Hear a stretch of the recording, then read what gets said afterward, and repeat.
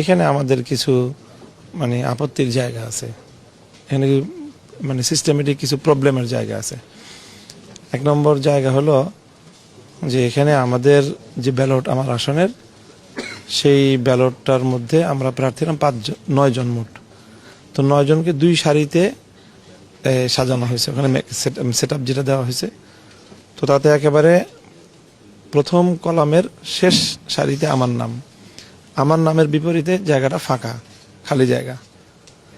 Same একই ধরনের ঘটনা হলো ঢাকা 8 আসনে, সেখানে ঠিক আমার পজিশনে ধানের শীষের প্রার্থী মির্জা আব্বাস সাহেবের নাম ওই জায়গাটায় আছে। তো সেখানে আমাদের সামনের ঘরটা ফাঁকা থাকার কারণে অনেক ভোটার ভুলক্রমে হা না ভোটের মতোই মানে সামনের জায়গায় সিল দিয়ে দিয়েছে। তো সেই একই ঘটনা আমার ক্ষেত্রেও ঘটেছে, মির্জা আব্বাস সাহেবের ক্ষেত্রেও ঘটেছে।